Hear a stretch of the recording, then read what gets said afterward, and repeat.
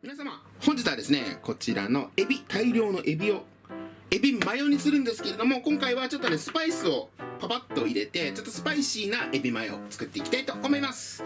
じゃあやっていきます。まずね、こちら今回冷凍のエビを買います。なんで、もう背わたは取ってありますね。で、こちら解凍して、ちょっと余計な水分はキッチンペーパーとかで取った状態です。生のエビ使う場合は普通に皮を剥いて、背わたは取ってあげてください。で、冷凍のやつも背わたが取ってあるやつはもうそのまんまでいいんだけど、ちょっと水洗い軽くして余計な水分はピッと取ってあげて。はい。で、ここのエビにまずお塩少々、これはもう少々ね。ターメリック、スパイスカレーの第一歩ですね。ターメリック、あれはホールか。こちらを小さじ1/2。ちなみに今回エビの量は 500g あります。ターメリックを小さじ1/2。カイエンペッパーをこれ小さじ1/4ぐらいで。後から足してね、調節はできるんで。で、あとここに胡椒は少々、黒胡椒。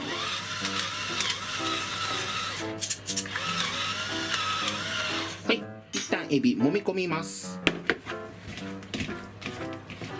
このね、入れたスパイスをエビになじませて。じゃあちょっとこんな感じでね、色合いちょっとスパイシーな見た目になったら、ここに片栗粉、片栗粉を大さじ2杯入れます。すり切り大さじ2杯。で、これを改めてまた混ぜ合わせておきます。軽くね、衣をつける感じですね。ちょっと衣が多い方が好きな方は大さじ3杯ぐらい入れて、ちょっとザクッとした感じ出してもいいよ。なんかそう言ったら自分で言ったものの、なんか俺もそうしたくなったんで、片栗粉はじゃあ大さじ3杯入れておきます。ちょっとね、食感を強めに出そうと思います。じゃあちょっとこちら軽くね、今衣となじませてる間に今回のタレ作っておきます。まずマヨ、大事マヨ、これで大さじ1だから、はい、1、これで3、4、5、6と大さじ6杯。ケチャップ、今回ケチャップはちょっと少量ですね。大さじ1杯だけ入れます。この中に。もしこれの半量で作る場合は大さじ1/2ぐらいでいいよ。ここにこちらコンデンスミルク、結構ねエビマヨって甘いと思うんで、こちらのコンデンスミルクを使って甘みとコクを。はい。で、大さじ1ぐらいでいいんだけど、これちょっと甘みも強くしたいから大さじ 1.5 ぐらいでできますね。約大さじ1杯ぐらいでいいよ。甘いのが好きな方はちょっとこれ多めで。で、ここにヨーグルト、一応プレーンヨーグルト今回用意してます。ヨーグルトを大さじ、これも大さじ1と1/2ぐらいにしとこうかな。ちょっと半量の時分かりづらいと思うから大さじ2にしときますね。コンデンスミルクはもう皆さんお好みの量入れて。で、ここにレモン汁、こちら小さじ2杯入れます。はい、よく混ぜ合わせます。じゃあこちらレトルトタレは完成で、このまんまもう生でも食べれるやつなんで、エビ炒めた後にそのフライパンの中に火を止めてフライパンの中で絡めてもいいし、これに直接もう絡めちゃってもいいし、そこら辺皆さんお好みなんだけど、もういっか、そんなのは。じゃあエビ焼いていきます。ではフライパンに油ちょっと多めの量入れてください。揚げ焼き状態にします。ちょっと気持ち多めぐらい。1センチも全然ないけどね、半分5ミリぐらいかな油を入れて、で結構ね一気に火は入るので、ちょっと強火の状態で油温めて、でエビが入ったら温度が下がるんで、そしたら中火にしてやっていきますね。入れていきます。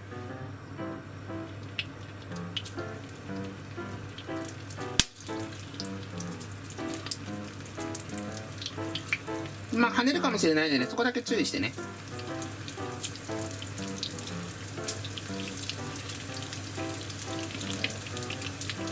でエビが全部入ったらちょっと火は弱めて強火から中火ぐらいにして、であと揚げ焼きにしていきます。全部エビが入ってちょっとまた温度が下がったり上がったりが多分繰り返されてると思うんで、ちょっと落ち着いたかなってぐらいから1分まずエビ片面焼いていきます。でまあ約1分経ったら繰り返していきます。ただね、ひっくり返した面はねもう結構ね硬くなってますね。ザクザクって感じになってるから、まあこれひっくり返したかなっていうのを一回つついてみれば分かりやすいと思います。もうなんかカイエンペッパーとかも入ってるから色がちょっと赤みが強くて何も絡めてないのでもうエビチリ状態、見た目が。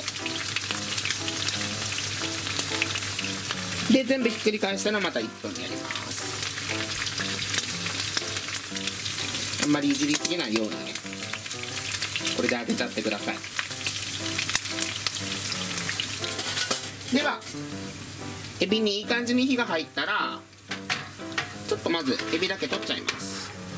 で今回は一応ね軽くこのタレもね加熱しようと思うので、加熱って言うほどでもないんだけどね。じゃあこの油はねちょっとキッチンペーパーとかで吸ってゴミ箱ポイしちゃってください。そしたらこちら先ほどのフライパン、まだ油ちょっと残ってるんだけど、ここにねスパイスの香りとかエビの風味も出てるので少々残ってても大丈夫で、火を止めてるフライパンに先ほどのタレ全部入れちゃって、でもうフライパンがねさっきのまだ油捨ててる段階でもまだちょっとあったかい状態だったんで、もう火は加えなくて大丈夫で、軽くね余熱で火を通すだけでちょっとだけねヨーグルトとかの酸味も飛ぶので、そしたら最後ここにエビちゃん入れていきます。はい、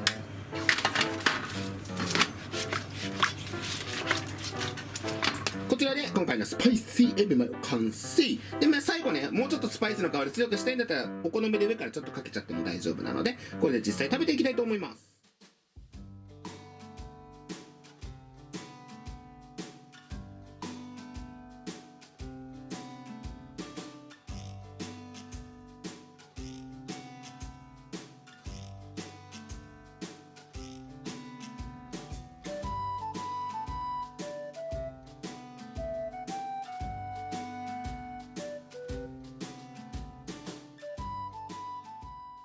では早速実食していきたいと思います。いただきます。綺麗だね色が。もうお店じゃん本当に。マジおしゃれ。ポテンシャルすごかったね本当に。じゃあ乾杯。乾杯。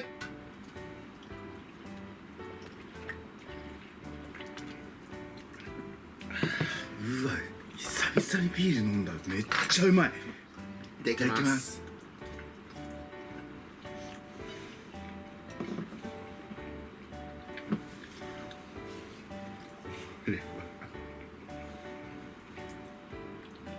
うわちょっとまだサクッとして軽やかな部分があってめっちゃうまいのと、もうプリップリサクプリ、で本当にタレが美味しいから、もうタレ絡んだ後がもうワンランク上のエビマヨって感じ。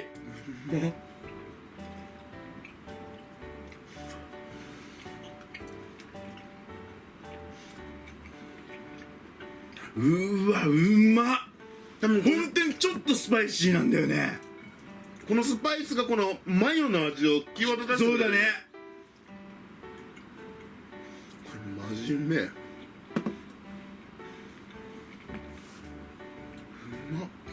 俺本当にもう中華街行かなくても十分、家で十分本当に。うわうまっ。最後にちょっとカイエンペッパーかけたところはほんと良いピリ辛だけど、かけてないところはほんとそんなあれくらいの量ではそんな辛くはないね。だから本当に海鮮の臭みみたいなの完全に消してくれてる感じ。あとは本当にエビマヨのこのタレの引き立て役だね。冷凍のエビとはマジで思えないぐらい臭みはゼロ。めっちゃうまい。もう冷凍のエビマジで本当にいいね。全然こっちでいい。タレたっぷりで。いやマジで本当タレがねマジでうまいのよ。なんだろう、このコクの甘みとその酸味と辛みのうまい具合のもうこのたまらない味。もう最強。ただ甘いんじゃないんだよね。めっちゃコクがあんの。やっぱこの後レモン汁と多分ヨーグルトの若干の酸味ね。これは上級者のエビマヨだわ。もう短時間で作れたと思えない味。ちょっと一回作ってみてほしいこれ。わかると思う。絶対好き。今までさ、出前とかでエビマヨとかさ、みんな絶対頼んだことあると思うんだけど、それより 100% うまいです。間違いなくこうちゃんのエビマヨの方が、しかも安い、こっちで作る方が。ほんまにうまいな。で最後に絡めてるんだけど、ちょっとまだかかってないところとかは衣がサクッとしてるんだよね。軽やかなサク、ほんと片栗粉でやったいい感じのサクって感じだから、そこもすごい美味しいので、本当に最後絡めずにこれをつけるだけで食べたら、より衣の食感も楽しめて、ね、どっちも美味しいよね、絶いいと思対。う。初めから全部絡めるんじゃなくてね、なんか本当にさ、ちょっとおしゃれ感出すんだったらさ、タレをもう下に引いた上にエビチリじゃない、この揚げたエビパッて上に乗せて、あともう絡めて自分で食べるみたいな感じ、ディップして食べる。全然いいね。それでももう絡むからめっちゃもうタレが、で本当にいい感じに最後ピリッとくるのが超うまいね。夏にぴったり。甘ったるいって感じでもないもんね。全然ない、もうそれはない。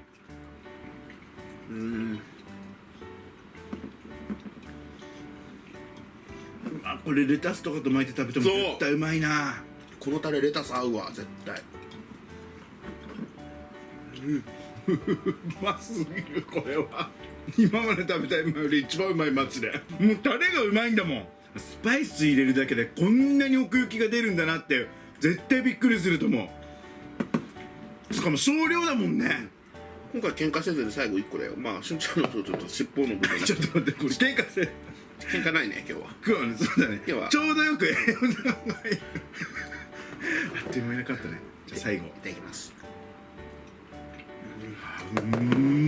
ということで本日はですね、ワンランク上の味わいのねスパイシーエビマヨをこうちゃん作っていただいたんですけど、以前ねこうちゃんが作ってくれたエビマヨ、あれはまたねすっごく簡単でお手軽に作れるエビマヨっていう意味で美味しいんですけど、こっちは本当にお店を超えるような本当にワンランク上のエビマヨになってるんで、ぜひ皆さんに作っていただきたいなっていうのと、作り方はね、本当冷凍のエビでこれだけの味が出せるんだったらもう十分冷凍のエビでいいと思うんで、そちらでねお手軽に作っていただけたらなと思います。本当奥行きがすごい、味の。あとこのお皿で奥行きも出してるさらにねなんかやっぱりお皿が違うとなんか美味しい料理もより美味しく見えて、そう目でやっぱり食べるっていうのもあるから、目で食べる、そのちょっと今の比喩目で実際食べないんだけど、目で食べるかのようなね、その目で楽しんでやっぱ美味しく見えるっていうのも食べられるっていうのもあると思うんで、お皿もねとっても良かったんじゃないかなと思います。買ってよかった、本当に早速使ったね。でもねよかったねという感じでございます。はい、本日は以上になります。ごちそうさまでした。ごちそうさまでした。最後までご視聴ありがとうございました。またね、バイバイ。